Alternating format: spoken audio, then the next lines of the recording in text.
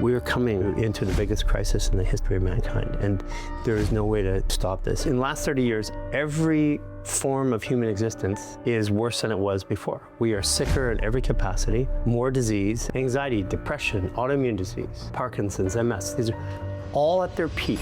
Garry Lineham is the co-founder of Human Garage, a movement transforming how we understand healing and fascial alignment. After investing millions of dollars in his own recovery and exploring countless modalities, he helped develop groundbreaking practices that are now trusted by top athletes, celebrities, and anyone seeking lasting wellness.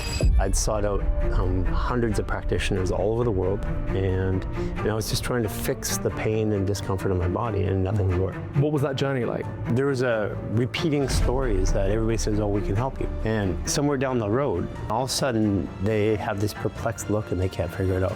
There isn't any silver bullet. There isn't any one thing that's going to fix you. The one thing is... The future of longevity is being shaped in Geneva this October. The Global Longevity Summit is an intimate gathering at the Genolia Innovation Hub, running from October the 28th to the 30th, with pioneers like Aubrey de Grey, Matt Kaberlein, and Amy Killen. I am grateful to be joining as an advisor. And if you would like to be there too, you can get 10% off tickets with the code Beyond Tomorrow. Just check the description for the link. I'll see you there. What do you hope someone will get out of our conversation today? A new way of looking at things. We have a paradigm that we've been taught, how to look at things. We've been taught not only how to look at things, we've been taught how our world works. And, I got into medicine, trying to fix my own issue. And I started to rip apart the fabric of what we believe to be true, the science. I found that a lot of it wasn't very scientific. And so it just opened up my eyes to look a different way. I know your story, I know parts of it, but I know there was a serious rock bottom moment. Many. Yeah. Should I dive into them? Which ones do you want to go into? Because you had a pretty normal life. No, not at all. But as in, like, you were on a kind of more normal path. Well, it depends on what you call normal. I mean, I had a small business at nine years old. Selling what? Well, actually, I was selling beef jerky. Okay. Yeah. But I made more money than my mom. How much were you making? At that time, $270 a week, but that was in the 70s. Wow. Yeah. And, at 13, my mom left. I had moved out at 16. I was making $50,000 a year. Now, this is the 1980s. So $48,000 a year I was making when I was in high school. So I made 3 times what a teacher made. So I've not really had a normal lifestyle. I grew up, I had businesses by 20. I had, 19 years old, I had 25 employees. I had 3 companies. So I was definitely not normal. And I even had my first business failure. Not failure, the market turned in Canada. They issued a general sales tax. And I had 13 stores opening up in malls, and the pilot had opened up, and I'd spent $300,000 on it. This is at 19 years old. And then retail sales fell. So next thing you know, I'm pulling out of the mall. And that's, at 20 years old. So I've had lots of bottoms. But the one you're referring to is I used to encrypt data for the governments, well, for everybody. Governments were clients, banks were clients, everybody you can imagine, pharma companies, lawyers, law firms, anybody wanted to be private. And when I decided to turn against the U.S. government and point out publicly that they were spying on people illegally, in 2008, they arrested me. 2008? Yeah. Relates to the financial crisis? It did not relate to the financial crisis. It related to things like Epstein at the time, because I saw a world that was out there that was different than the world that everybody else saw, but people didn't believe it at that time. It's a bit topical, right? Yeah. So I offered my technology, which was wirelessly encrypted BlackBerries that at 4096 bit, which is still uncrackable today. I offered this technology out to the generalized public. And that meant that the governments couldn't surveil public. So that was a problem. I think the thing that I'm referring to is a broken body and a broken mind. And that was all along the way. You're sure, but I think it comes to a point, because I can reflect on this, and I've spoken to many people where your body and mind are so broken that you're forced into a corner. There's no way out. You've got to make some change, right? I had a bodybuilding accident when I was in my teens. Under a 600-pound squat, I fell. And I thought that was actually the issue, but that was actually a symptom of the issue, which was my body had been winding and torquing. So under extreme load, it lost stability. And just one day, my back went out. And from that day forward, all the way through until I became a practitioner, I'd spent $2.5 million. I'd sought out hundreds of practitioners all over the world. And I was just trying to fix the pain and discomfort of my body, and nothing would work. It's an interesting comparison because I went through a very similar journey. Sure. And my first step was to look at the current setup. And then when the setup, the NHS, couldn't sort me out, and just to say the NHS does an amazing job with the money they have and the resources they have, but it wasn't able to heal me. And so I started looking, and especially for me, 15 years ago, but for yourself, 30, 40 years ago when you first started this journey, there were not many people looking at healing modalities, chiropractor, osteopath sort of stuff. Yeah. What was that journey like? Well, it was a little weird. Chiropractors, for the most part, worked out of their homes at that point. So you saw chiropractors working out of their homes with big, expensive x-ray machines. You saw naturopathic doctors working out of their homes or small offices. Everybody dressed differently. They didn't look like mainstream. It was very, very, very different. But at the same time, I'd also sought out the world's best surgeons, doctors, neurologists, anybody you can imagine. And I went outside the healthcare system because I was in Canada, and much like the healthcare system here in UK, the healthcare system was run by the government. And the problem was there's a limitation. There's also a time limit. I didn't have the time, so I had the money. So I flew all over the world, and I got the best medical help in the world. And there was a repeating stories that everybody says, "Oh, we can help you." And somewhere down the road, whether it's 2 months or 3 months in or 6 months in, they're like, "I don't know what's going on.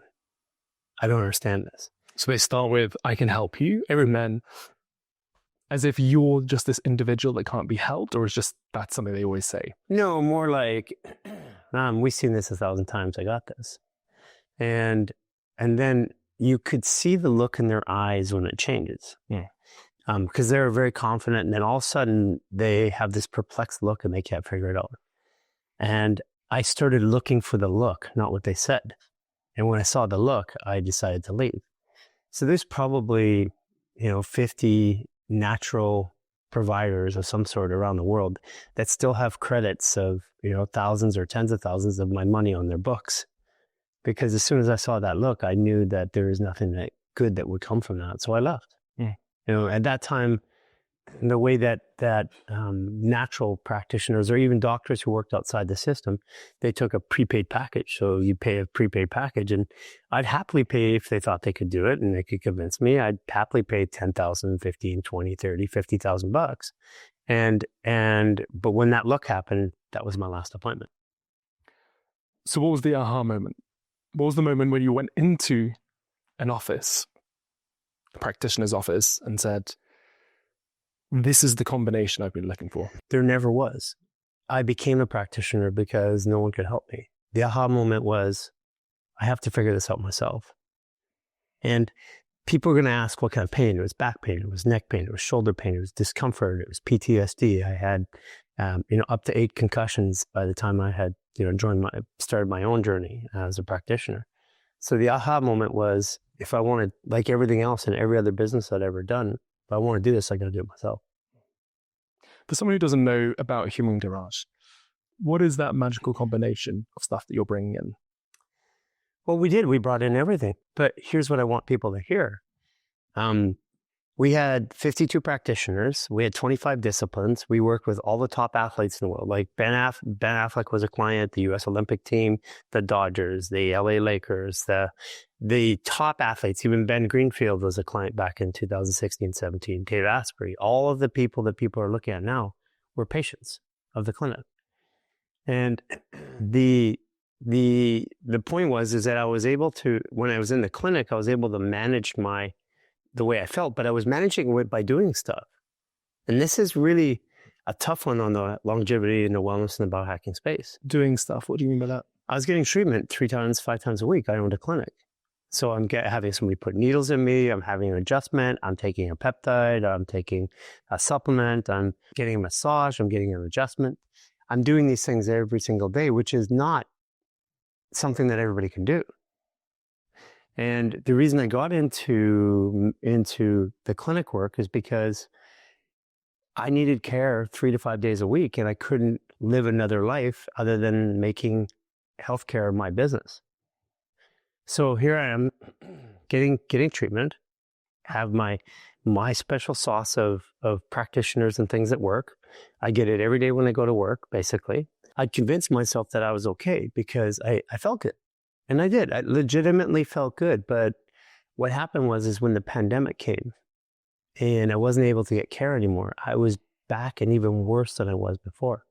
So all those years in clinic, all that work, $15 million worth of experimentation, looking for answers and testing patients and trying stuff on me, $15 million later.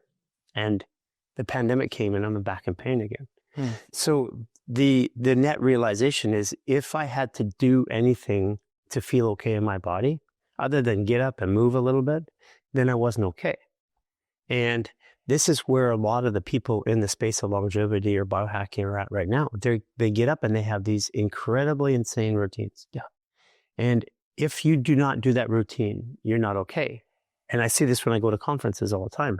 They're at a conference and they're all wigged out because they didn't get their 2 hours of their routine in that day.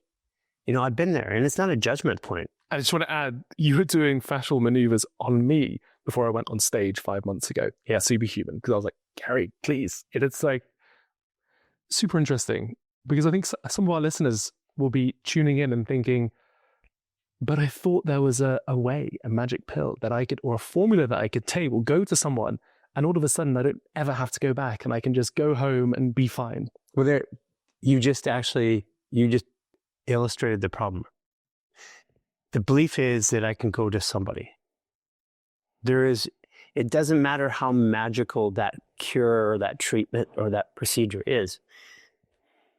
When you go to somebody else and they fix you, whatever that is, and however good you feel, it disables the most important mechanism of the human repair system. Belief. Belief that you can actually do it yourself. You outsource and give up your belief to somebody else. And as soon as you do that, you're done. You will come to some day of reckoning. And, you know, I get a lot of people that are going to, I get it. A lot of people are going to hear this podcast and they're going to go, no, I'm good. Because I was good too. But $17.5 million, hundreds of practitioners before I became one, world's top practitioners in our clinic in Los Angeles. I mean, we dealt with the top 1/10 of 1%. And still, I wasn't good. So how do we reframe?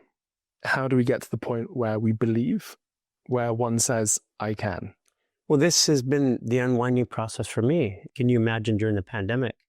We had developed we pioneered this way in the clinic of working with fascia. And to be honest with you, when people hear fascia, they're going to go, I know a guy who rolfs. I know a guy who does fascial integration or fascial stretch. And there'll be a lot of people who don't know what fascia is. So if you could explain that as well. Well, the simplest way to look at it from the biological side, if you want to only look at it the biological side, it's an interconnected web that holds everything together. Inside of your fascia is your muscles, tendons, bones, nerves, glands, organs, everything. And they all require connectivity or connection together. And your muscle-skeletal system does not do that, actually. The fascia is what actually does it. It's bioacoustic, bioharmonic, biophotonic. It resonates, it feels, it has sensory processing, and it sends information into your nervous system constantly. It's what tells you that something's up when somebody walks into the room and they're mad and you feel them. That's the organ that feels that. Your brain doesn't feel it. Your brain interprets that feeling. It's the part of you that says something is wrong inside my body, even if you're told everything is right. It's the part of you that's informing your nervous system constantly. It has proprioception that leaves the body. So, and the other part to think of is, if you think of the way we traditionally look at the body, like this is your heart, and this is your stomach, and this is your bladder, and all this furniture in this place is an organ, a muscle, a tendon, a nerve, or your brain, or something. If you took all of this furniture and you just took away the house here, the room that we're in the building, and you just set it out in the middle of the ground, it has zero context. It's like, why is that furniture there? And what do I do with it? And especially since we have layers in the house, it would be all on top of each other. That would be the same equivalent as taking the fascia out of the body, which biologically, there's only one thing you cannot remove from the body. It's fascia. You can remove your heart, your tendon, you can remove your hairs, you can remove an eyeball, you can remove an ear, you can remove a gland, but you can't remove fascia. If you can't remove it, it's a good indication that you are it. And the context or the way to think about this is to change, because all the science around the body, all of it today, is based around what's inside the fascia, but virtually none of it talks about the fascia. And you think about this clinically, we were addressing this issue in 2011, 12, 13, 14. And we thought we were working with fascia back then, and everybody that knows somebody who does fascia, this is not it. They all lead you to something if you continue to explore. But we knew nothing about fascia. And even today, the more I learn, the more I realize I don't know. Yeah. So going back to the I can, how do we get people believing? There's a formula. The more that somebody knows about the human body, the harder it is for them to shift. Because they're in their head? Well, they have a belief system. How our body's constructed. They have a belief system that tells you this is how it all works. And to deconstruct that belief system, it's powerful. Like, for example, none of the bones in your body touch, except for your teeth, your rib cage, and your ears. So how could bones be structured? Now, I started off my clinical practice in bodywork and chiropractic. So the idea is the bones are structure. But if they don't touch, they can't be structured. Let's take the knee joint. You got a knee joint here. You have one muscle that crosses the knee. And the knee, first of all, it doesn't touch. That's not structure. Structure is all these walls are touching, they're nailed together. So what is the structure? That one muscle crosses the knee. There's no way that that's holding the knee up. It's impossible. Tendons keep the knee joint from pulling apart too far. So the meniscus, if it touches, it rips. So the only two things you have left is connective tissue, which is your fascia, and your skin. And I know the skin's not holding you up. So fascia is our connective tissue, call it that way, the simplest form. That's what we thought it was. That's all we thought it was. But that is your structure. And bones technically float in that structure. And if that structure is weak, then the bones start to touch. And then you have what we call bone on bone. So people say, is it a structural issue? Yes, it's always a structural issue, but not the bones that you think. If your paradigm is that the bones are structure, then that's going to change everything if you have sudden proof that it's not. Here's another one. The brain and the muscles move the body. Now, this is a tough one for people to absorb, but what we did is, because we were working with elite athletes, like we were working with like Tyson Gay, U.S. Olympic runner, fastest man in the world before Usain Bolt. And we were doing things to understand the body in a new way, because we could see that the body was responding to things, but it had no context around what we were looking at. So we put nerve conduction testing equipment that tracks the signal of a nerve. And then we put EEG on the head. We track the signal of a nerve, a stimulation of the foot. So touching the foot, like poking it. How long does it take to get up, go through the brain, and respond down for movement? And that, through the brain, through the nerve system, that whole pathway is about 1.5 seconds. But the foot actually moved when I touched it. So the question is, how did it happen? So the way that science explains it today, it's a peripheral nervous system. Doctor hits your knee, you uninformed, unintelligently jerk. And I said, well, how does that work when I step on glass? Because if I step on glass, I don't jerk. I actually move somewhere to safety. So I don't have to be able to prove what is the issue, like how something works, to prove it doesn't work. So that if you stepped on glass according to our current model, it's 1/1000 ouch move. Yeah. But that's not what happens. And then the current definition of the ganglion peripheral nervous system doesn't wash out. It's not an informed response. So I can prove it doesn't work now. So at that point, that's all I needed. It doesn't work that way, so I'm no longer listening to the science. It works another way. Let's figure it out. Let's find something new. And we perceived it was a fascia. Garry, you did a fascial maneuver on me that I posted online, and it was actually you were working on my neck, on my head, and a surgeon doctor that I know sent a message as a cynic, right? And he was saying this doesn't look good or whatever, and I ignored it. And the reason why I ignored it, and this is, again, I don't want any of our listeners to think that I'm anti-doctors, anti-anything. Like, I do great work, but my journey is not too dissimilar to yours. At 21, I had a horrific injury. It nearly killed me, 2 major operations. And I went on a long journey of trying to heal myself. And chiro and osteopaths, I know there's a lot of bad ones, but they healed and saved me. I can say that. Yeah. And so I'm so open to how this pessimistic meta-induction theory is all about and how things are going to change and the needle's going to change. So please, have a stab.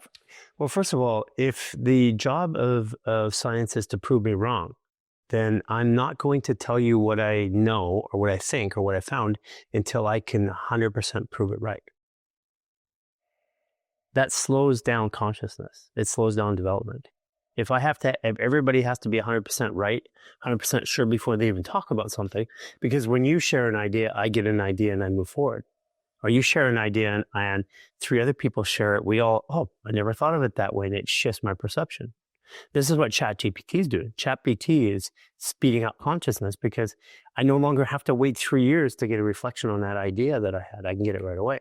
This is like the N of 1, the idea that we are all individual. And the issue with this is that some people have the agency, some people have the tools, some people have the intuition and the awareness to say, this is working for me, this isn't. So I'm going to make actionable change. Yeah, but that's biohacking. But not everyone, we just have to share. I'm just saying the idea for the people that have the agency to do that, to take that and move ahead and inform others. And I'll get to that in a second. But if I have to, the general idea is I'm not going to share something with you unless I'm sure. And in the current model. So it slows down the process. And it's not how the process actually started. I want to test it. I want to test it to make it fail, but proving it wrong is a different thing. Yeah. And it's how you approach it. It's hey, let's test this, or hey, let's test this because I want to prove you wrong because I want to prove me right. There's different ways to look at it, right? We also have this, really weird thing. When you do science on the human body, you have to put a stimulus or put something on the body, measure it, look at the response under a bunch of group of people. The challenge is that 30 years ago, in the last 30 years, every form of human existence is worse than it was before. We are sicker in every capacity, more disease. Autism is 1 in 18. It used to be 1 in 24,000 only 25 years ago. We have breast cancer. They say it's 1 in 8. The truth is the real numbers are showing it 1 in 4. And the reality is people are seeing it more like 1 in 3. Anxiety, depression, autoimmune disease, Parkinson's, MS. These are all at their peak. More than they've ever been in the history of recorded man. So first of all, how can we say that what we're doing over the last 30 years is better? It's not, because the end result is not better. And that's one part. And then the other part too is all the science on the human body has been done by testing people who are fundamentally sick. And if I test a completely healthy person and I test somebody who's sick, I'm going to have a different response. The body biomechanically, biochemically responds different to stimulus when I'm not okay. So we have science testing people who are getting worse and worse and worse and worse. And it's like an echo chamber that you never get out of. Because right now we're saying things like, I have a food allergy. Look, I'm 54 years old. When I went to school, nobody had a food allergy. There was no nut allergy. There was no EpiPens in the school. And it's not kids didn't die because we weren't intelligent. We didn't have them. Yeah. We didn't have autoimmune disease. We didn't have depression. We didn't have anxiety. These are all symptoms of a very sick society that's sick at elevated and increasing rates right now. So to say what got us there is the way that we perceive and we look and we measure and all of the habits that we do. There is no argument that we're here. There is no argument. We used to say we were living longer, but that's not true anymore, even by stats. So how do we get here? And what led us here? And then what do we do to change? These are the bigger questions that we have to ask. And, today we're working with like the UAE government, the royal family. We're working with the Ministry of Health in the Philippines. We're working with governments and systems around the world right now to help them look at it a different way so that they can understand, because there's more to this. And if we continue the same path that we currently have, we're going to end up we can't do any better than we've already done. And what's happened in the last 30 years, if it happens in the next 30 years, we're in trouble.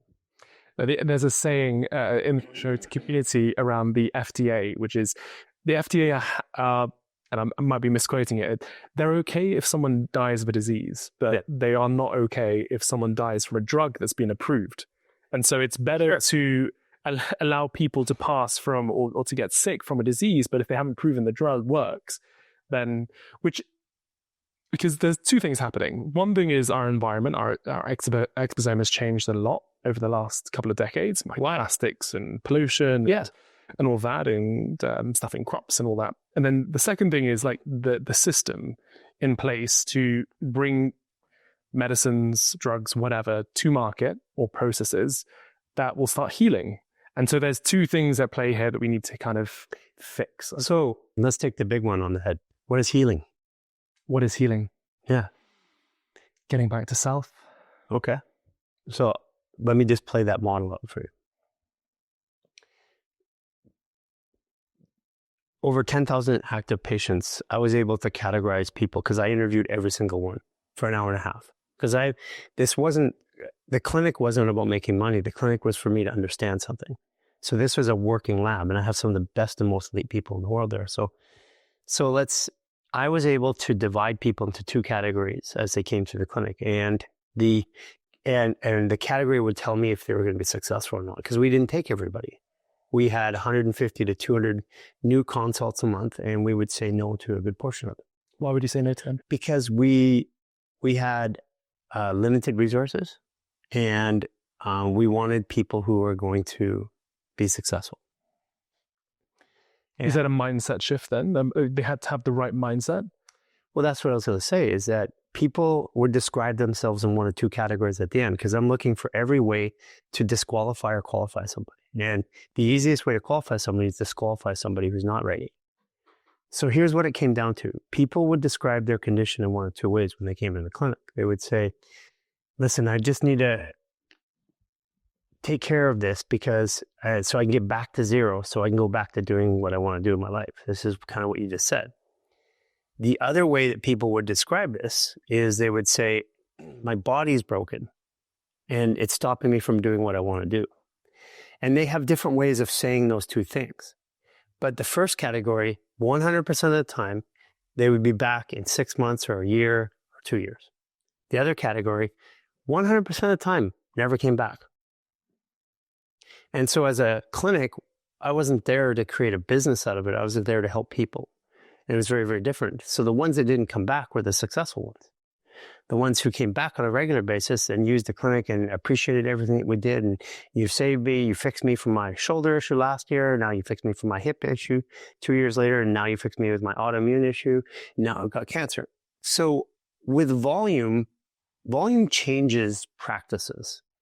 And seeing 125 to 100 new patients every month in long-term care with a group of 52 practitioners with every discipline, and looking at how they respond and doing tests and stuff like that on them, all kinds of tests. What we found is that over time, the ones who wanted to do something, who just thought that they needed help. I need help with my body because I want to do this.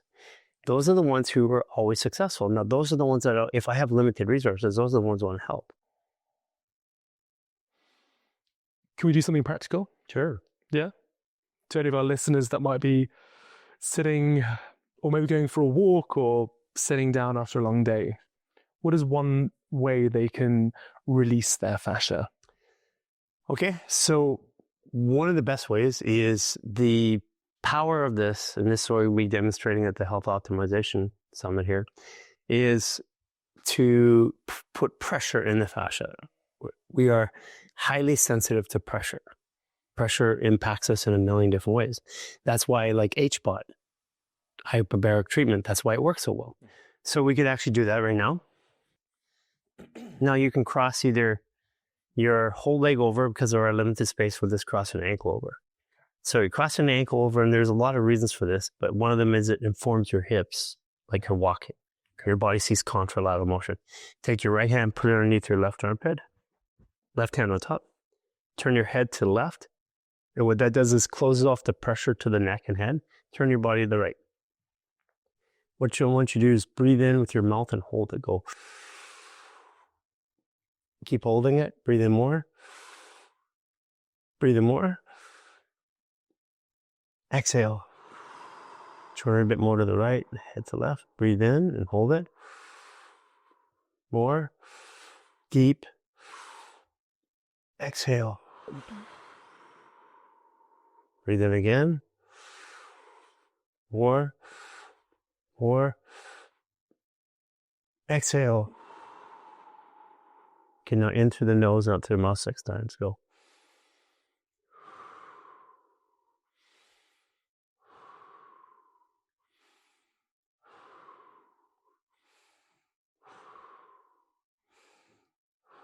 One more. See that calming at the end? And it works on the 5th or 6th breath every time. How do you feel? I feel good. I've actually been doing this most days, so. So that's one simple thing that you can do that calms your nervous system. And the fascial maneuvers, these movements, were the answer to my issue, because you had asked about the problem, but we hadn't really got yet to the solution. $17.5 million, 35 years, hundreds of practitioners, becoming a practitioner, and then in the pandemic, I'm in pain again. So the question was, when I couldn't go to anybody else, is how do I, that work that I used to do to you when you're on a table or standing, how would I do that myself? Like, how can I do that to myself? Because no one else is here and I want to be out of pain again. And so we put together these movements that we'd given to pro athletes and to their trainers and therapists and doctors. And we put together these movement sequences, and we shared them with them so that they could do that when they're on the road. They couldn't come to Human Garage. And so I said, well, how would I do that myself? And put that sequence together and did it. And so Jason, Cynthia, and myself, we put together a sequence of the 10 fundamental ones. And I just started doing those in the morning because I get up and I'm in pain. I'm in a 7-8 pain. And I'm getting up. I couldn't sleep that well at night. I do this movement sequence at the time, and we now call them fascial maneuvers for a reason. And then I'm out of pain, and it would last for 3 hours. And I'm like, whoa, that's cool. 3 hours later, I do it again. I'm in pain. It would last for 3 hours. And then before I go to sleep at night, I do like 15 minutes of it.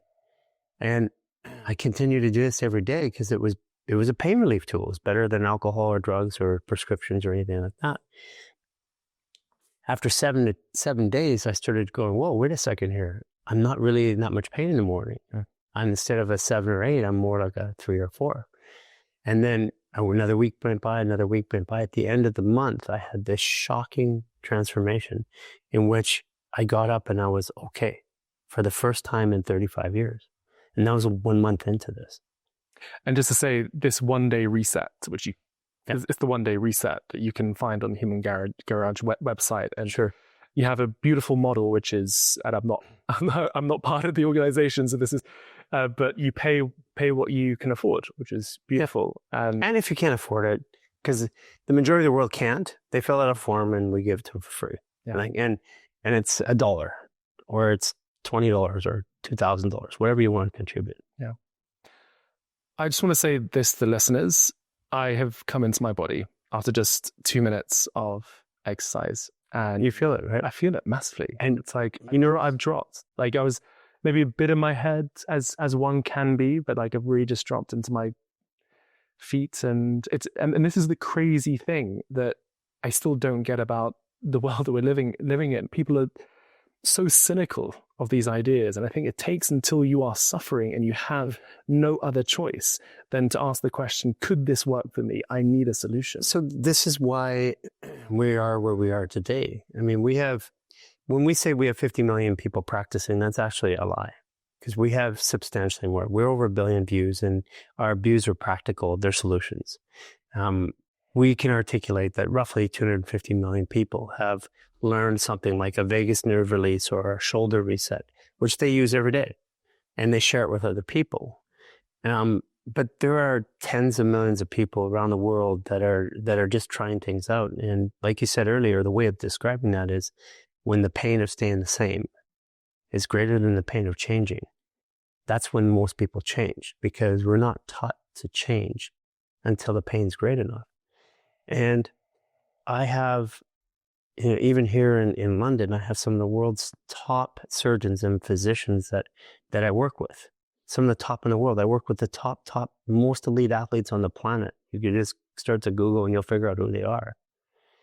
And there's a shift that's happening because people are becoming aware of something that they weren't before. This is just another way of looking at the human body. And it doesn't invalidate everything that we've always learned. It just says, hey, there's a little bit more. There's something else you can do. I always ask my guests that I want to go into their crystal ball. And so I do want to go into your crystal ball and see what the world looks like by 2030. But I really want to get your optimistic, your best case scenario outlook and how we're able to get there. Well, I don't think you can get to the best case unless you look at the worst case. Go for it, man. Well, I said earlier that people change when the pain's great enough. Every disease in history of mankind's at its peak. We have unlaunched, I have a podcast coming out with Zach Bush here shortly, and we have launched a bioweapon into the world of antibiotics and chemicals that we can't retract. There's barium, strontium, and aluminum on the glaciers at the top of Mount Everest, meaning that at the highest peaks in the world, we have chemicals that are carcinogenic, that hurt us, that cause neuromuscular issues, that deplete us in every way. In the water, meaning it's leaching into your water supply and down to the ocean. We're coming into the biggest crisis in the history of mankind, and there is no way to stop this. And if you want, go watch the podcast that's coming out with Zach Bush. It will scare the living daylights out of you, and it should. That forces a change. And that change is going to be the biggest shift in how humans see their existence and humans see their health and that existence. And health is not, I wrote an article for a magazine yesterday, and it was talking, and they said, define, what is general health? And we thought general health was being physically in our body, ability to move, get up, go to work. But lots of people do that, and we're ignoring the emotions. And those emotions, if I'm not emotionally healthy, eventually I'm not physically healthy. And sometimes we're doing it and we're managing our emotions. And if we're not managing our perceptions, how we perceive the world around us, then eventually our emotions cascade down in our physical body. I see a world where through force, which is already happening, people are going to be over the next 2 years and over the next 9 to 10 months in particular, forced to look at a new perception. And when they look at things a different way, they can start looking at the world the way I do. This is like, my entire world is positive and optimistic, and all I see is good. But I know that we have to go through this shift first, and there is no way out of it. You have it. I was talking right now to a surgeon last night here, and he had 20 fellows that he was tightly aligned with here, working in the healthcare system here. 18 of them have been recruited by Canada now, and they're being paid a lot of money. I'm not going to give the number. They're being paid a lot of money to go other places. So the good practitioners are leaving the system here and in other places right now. So when you take away the talent in a healthcare system where people are dependent upon it, the system starts to implode. And as these systems implode, then will be the answers. You can take concrete and you put it over grass. If you leave it long enough, grass will grow through that concrete. We're the grass. And we will grow through the concrete, but concrete is being laid all over the world right now. You're not the only person that has said there's going to be a great amount of suffering before greater consciousness appears.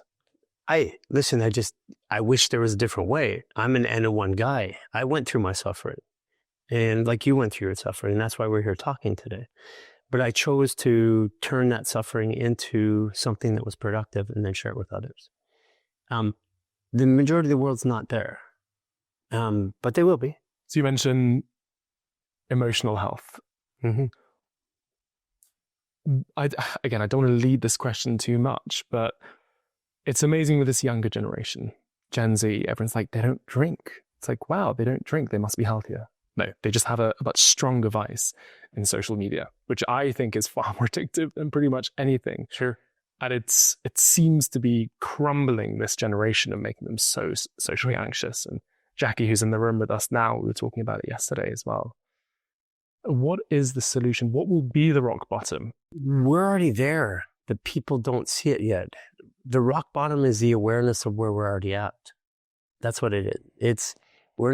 There's no impending event that's coming up. It takes people a while to go, oh, I'm already there. It takes people a while during crises like the 2008 crisis. It takes them a while to know that they're in that crisis. And the awareness is what is the rock bottom. The awareness is like, okay, I can't do this anymore. Something has to change. And you're seeing people come to that really quickly. Like people all over, by the time they're even hearing this, they're already contemplating, do I leave my job? Do I leave my relationship? They're saying this right now. Something's wrong. I'm not feeling happy. I have all these things that I should have. It's not working. Like I have all these accolades of success and I don't feel good. So why don't I feel good? We're already there. And it will come sliding down like a freight train. And it will over the next 9 to 10 months, I promise you. But the thing is the awareness piece. I think a lot of people will say, I don't feel good. So who is the easiest thing, person, group, community to blame? Rather than maybe looking internally or looking externally and saying, well, actually, we're all a bit depressed because of X, Y, and Z. Well, that's the awareness part.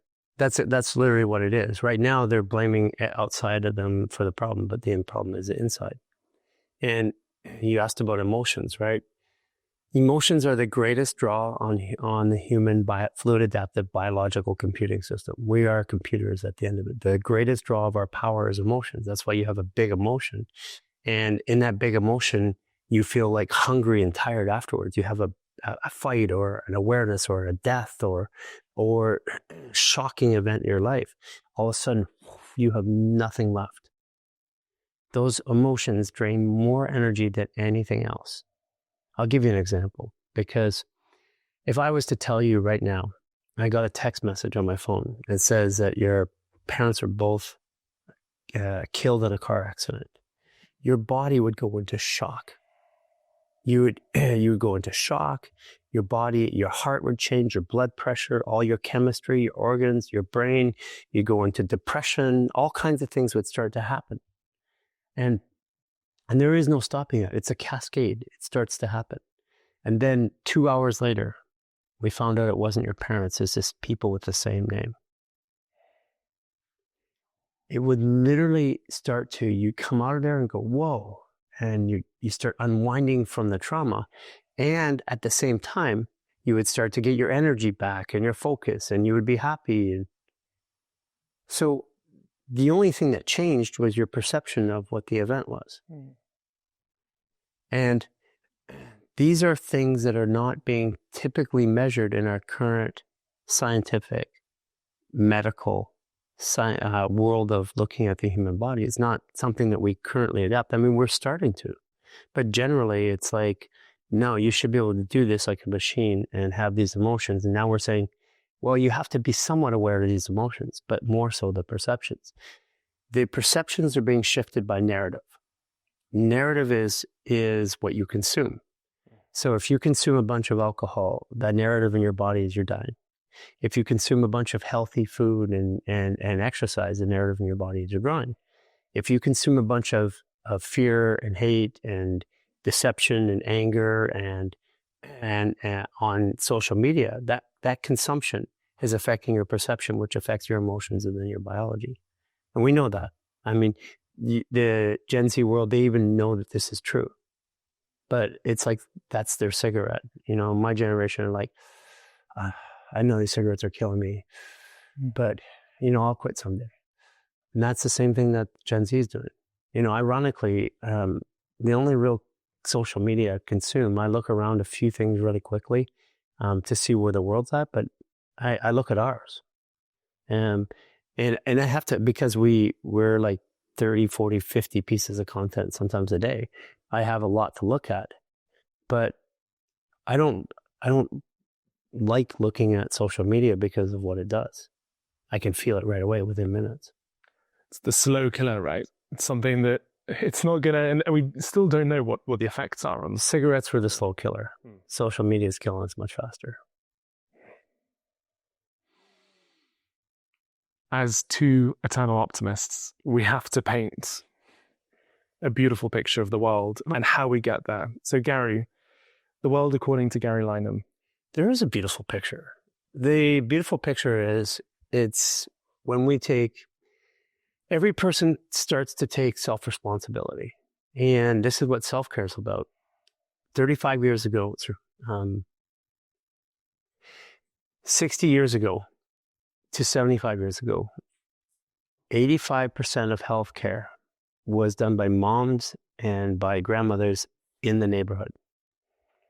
Today, 98% is done by single source. That's where the problem is. Single source. Single source. Like when somebody has a headache right now, especially your generation, they're like, I'm going to call a doctor. Right. I'm going to take a pill. These are all, it's either pharma or doctors.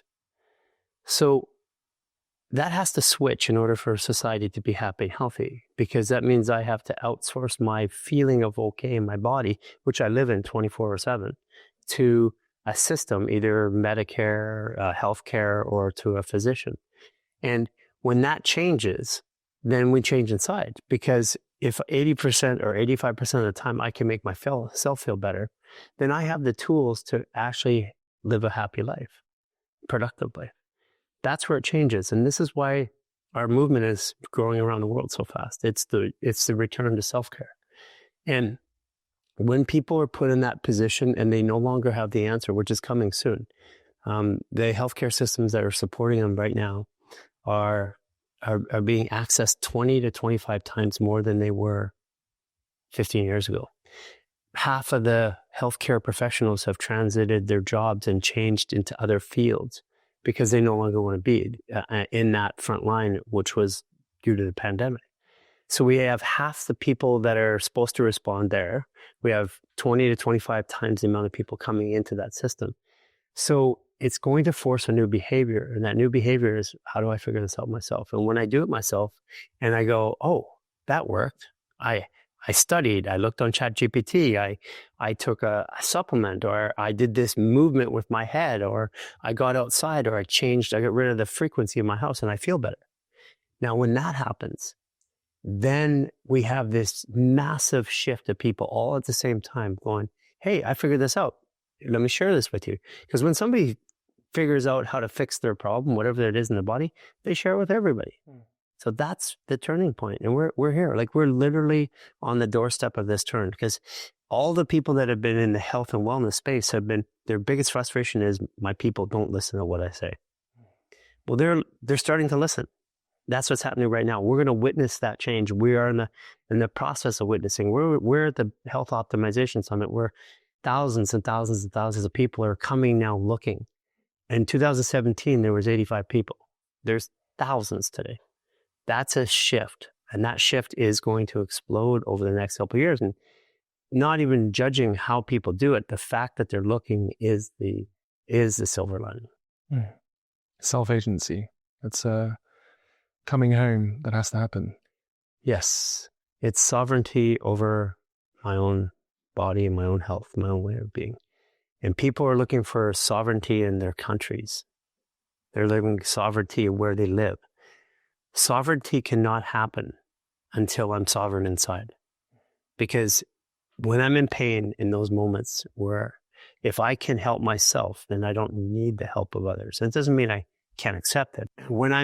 Sovereignty comes into the body first. And when I'm sovereign in my body, I can be sovereign in my community and then my country. But it doesn't happen before then.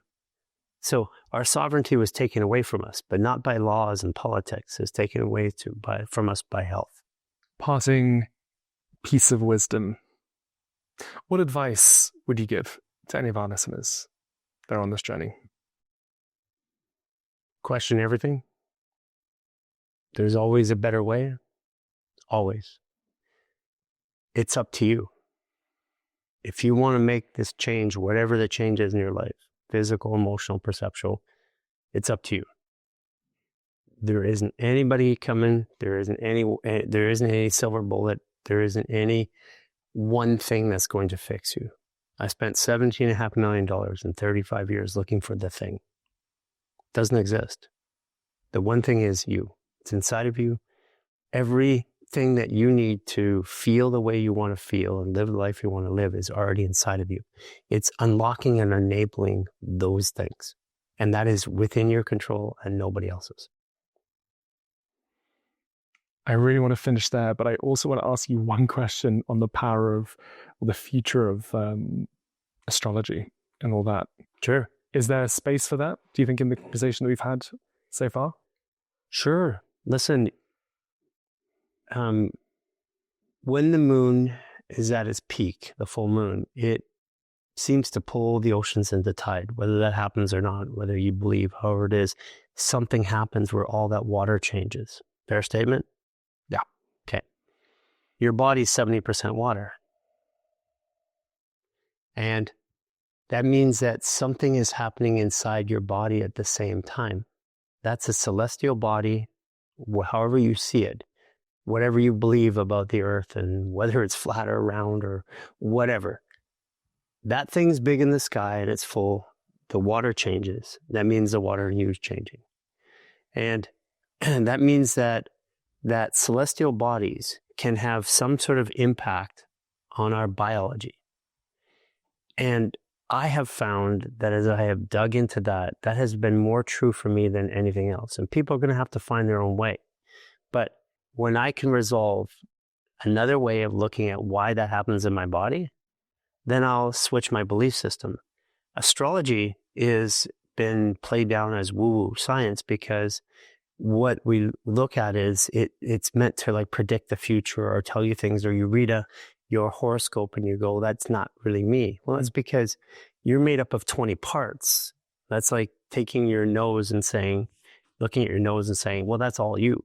Well, it's not. Your nose or your ears or your hair or your shoulders. You're made up of 20 primary parts and the way your body responds to stimulus in this world. And those are the alignments or all the parts of your astrology. And when you look at them all, they make sense. But if you look at your sun sign, it doesn't make sense. It doesn't always make sense. It only makes sense partially. So we were taught to look at it this way. My entire system on working with the world's top elite athletes, the top on the planet, literally the very best on the planet work with today, is based on astrology. And it works every single time. In what way? I know how they're going to receive and assimilate stimulus. And some people, they want to feel everything. Some people just want to talk about everything. Well, air signs want to talk about everything. Water signs want to feel everything. Fire signs want to charge through everything. You're a fire sign. So the way you respond to the stimulus of the world is going to impact the way your body performs. And that is not my opinion. That is noticeable in any way, shape, or form. You can look at that 10 ways to Sunday. And that's where astrology plays its role. It's not in the mysticism. It's not in the forecast. It's in the, how does your fluid adaptive biological computing system respond to stimulus? And that stimulus response is what defines your health and your performance. Garry, what a pleasure. Thank you so much. It's been awesome. Love that so much. Thank you.